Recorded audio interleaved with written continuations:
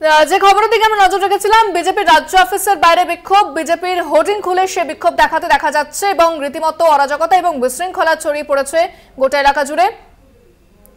বিজেপির রাজ্য অফিসে বিক্ষোভ, দেখতে পাচ্ছেন সেই ছবি।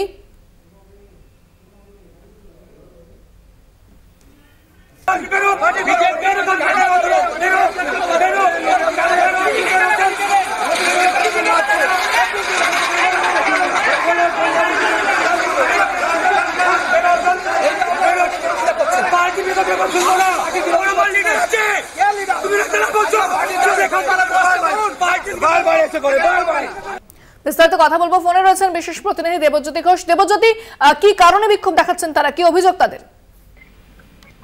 বঙ্গ বিজেপির যে ভঙ্গ অবস্থা তা কিন্তু আজকের এই বিক্ষোভ থেকে বোঝা যাচ্ছে। এখানে আদি বিজেপি কর্মী এবং বিজেপি বাঁচাও কমিটির পক্ষ থেকে বিক্ষোভ কর্মসূচি ছিল।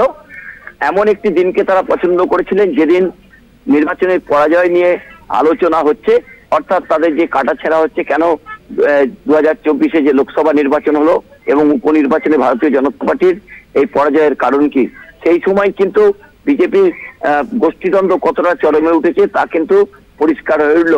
মুরলীধর সেন লেনের যে রাজ্য অফিস রয়েছে সেই রাজ্য অফিসের সামনে বিজেপি কর্মী সমর্থকরা তারা বিক্ষোভ করে এবং সেই বিক্ষোভ চলাকালীন তাদের যে সত্যাগ্রহের ব্যানার লাগানো হয়েছিল সেই সত্যাগ্রহ ব্যানার কিন্তু বিজেপির রাজ্য সদর দপ্তর থেকে বেশ কয়েকজন কর্মী আসেন এবং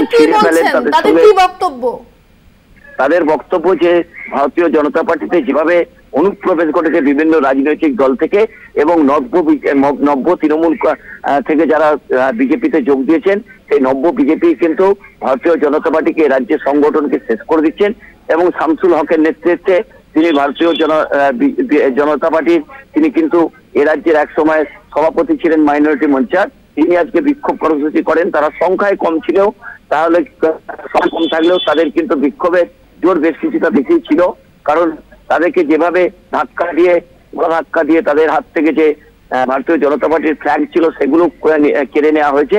এই মুহূর্তে কিন্তু পরিস্থিতি যথেষ্ট নিয়ন্ত্রণে রয়েছে। তবে সকালে যে ছবি দেখা গেছিল তাদের যে সত্যাগ্রহের ব্যানার, সেই ব্যানারকে ছিঁড়ে ফেলা হয়েছে, তাদের ধাক্কাধাক্কি করা হয়েছে।